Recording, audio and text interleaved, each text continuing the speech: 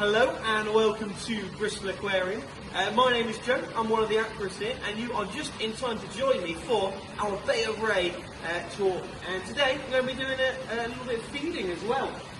So before I go any further, let me introduce the tank to you, because this one is great. It's full of native animals. So every animal in here you can find swimming in and around the UK coast. So we've got mullet in here, we've got wrasse, and of course we've got some rays. And to start off with, I've got a bit of food I'm going to be throwing in for the mullet and wrasse. It's a nice mixture of flavoured pellet and a lucky mackerel head as well. So I'm going to throw this in, and these guys go crazy. If you've ever seen a pasty fall into the harbour, it's the same thing, and it's the same guys. These thick-lipped grey mullet, they go everywhere. They're like harbours, estuaries, open ocean, rock pools, you name it, you can find these guys there. And like I say, they're fond of a bit of pellet, a bit of chocolate squid, and a good pasty. Please don't throw a pasty in here, just give it to me instead. Much better. But anyway, on 3, 2, 1, off we go. Come on guys. That's the mullet and wrasse, we'll throw around. Happy. And you might have noticed as well, a ray's come up and started doing a little bit of jumping around. This is Ravioli, he is our common stingray. And he's also the greediest ray in here by miles. He's the first one over every single time. And I can keep feeding him until he turns into a big ball. There you go. In your mouth, in your mouth. Oh, Ravioli, what are you playing at?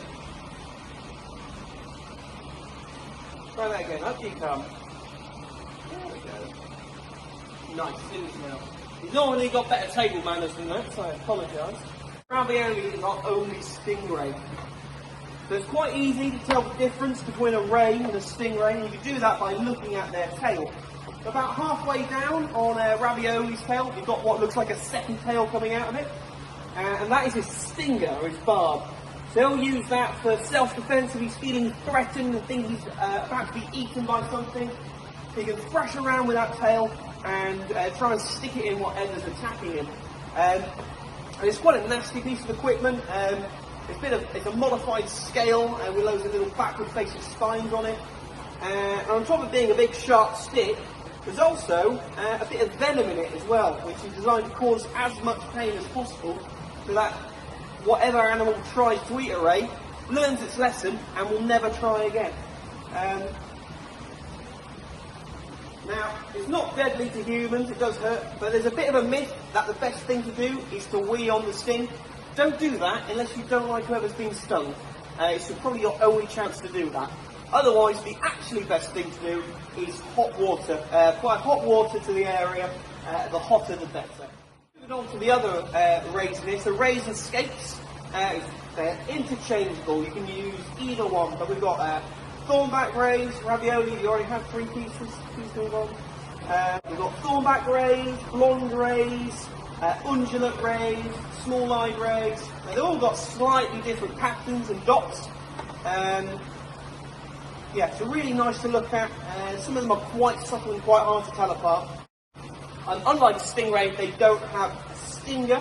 Instead, you'll find along their tails they've got lots of little thorns. And they use these like a big spiky club if they get attacked by anything. They can thrash around with that and try and scrape and cut the attacker.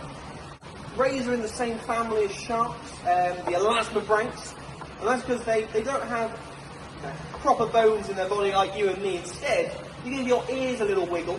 That's what ray bones feel like, because they're made of cartilage. This is really cool. It's a little bit more flexible than bone. It's less likely to break. It's a bit lighter in the water, so you don't need to be as buoyant to swim around with it. So it's a really good adaptation, except for once if you go onto land. And one of the other things they share with sharks is their great sense of smell. So a bit of squid I put in, they can smell that, and they're coming over it, and they should be getting interested. So the reason these guys all have slightly different patterns is because they live in slightly different sediments and substrates and sea floors. So, for example, paler rays, typically the blonde rays and small-eyed rays, they're a little bit better in sort of pale sand, that sort of thing. Whereas the thornbacks are actually better over rocky ground, and they're a bit of grab on the chin or that sort of thing. Oh, we've got the ends of the rays just behind me. So these guys, they're really not fussed about what they eat. They'll eat crabs, small fish, squid, worms, you name it, and they can get their mouth around it, they'll probably give it a go. But their preferred things are stuffed in shells. If one comes up to the window, you might be able to get a good look at the jaw. And they've got lots of little flat, crunching teeth. And so, like I say, they prefer things in shells, crabs, mussels, any mollusky things, snails. That's what they absolutely love to eat. But otherwise, yeah, very generalist feeders, which allow them to live in a wide range of habitats. So moving away from the rays quickly, I'm going to mention one of my favourite fish in here, and that is the lovely ballan wrasse. So ballan wrasse come in loads of different colours. We've got a really dark red one in here, we've got some lovely burgundy ones with pale green spots. You get the bright copper coloured, you get the pale green with dark green stripes, absolutely phenomenal.